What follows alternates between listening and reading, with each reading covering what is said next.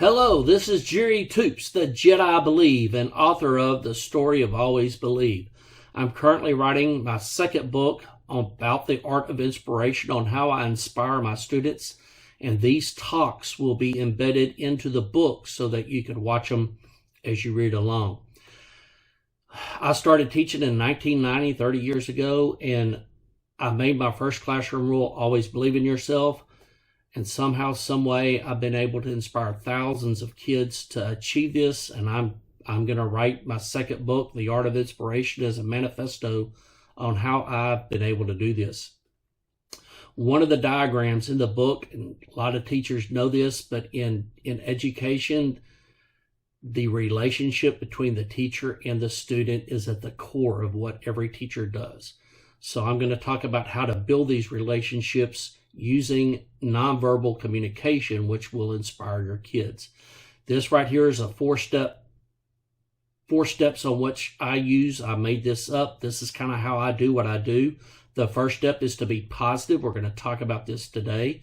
The second step is to believe. You need to believe in the kids more than they believe in themselves. That's how you inspire that. We'll talk about that later. For about the first 5 or so of these talks, we'll be talking about how to love the kids. Okay, this is huge. This is at the center of what you do. When you love those kids, everything else is generated around that. And then lastly, when you do these, the learning in your room becomes intrinsic. The behavior becomes intrinsic. When they come into your room, they're going to behave and they're going to do the task that you're asking them to do because it's intrinsically motivated. And I've been able to do that. Come May, my kids are still learning in my room, and it's intrinsic. Okay, so let's talk about how to love the kids. When you love the kids, basically, I wrote this out also, this diagram. To love the kids, you need to be positive, which is what we already talked about in that first step. You need to know what makes the kids unique. You need to love them for who they are, their uniqueness. Find out things about each kid in your room. This is hard if you got 200 kids. Next thing is empathy.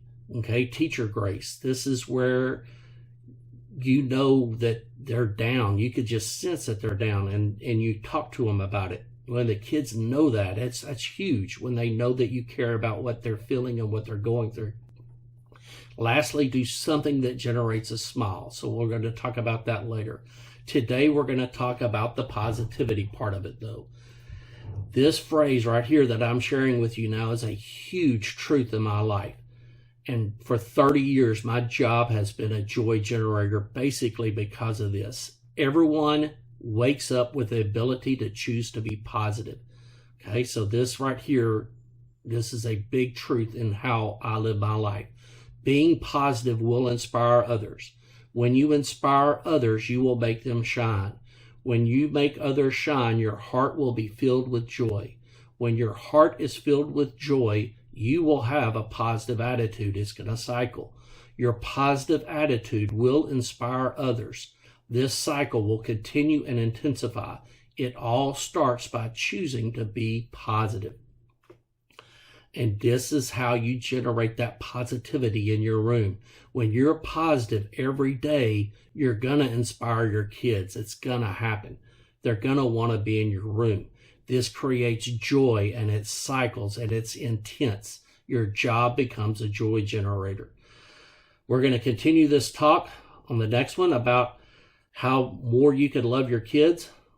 Mr. Toups hopes you have a wonderful day, and remember to always believe.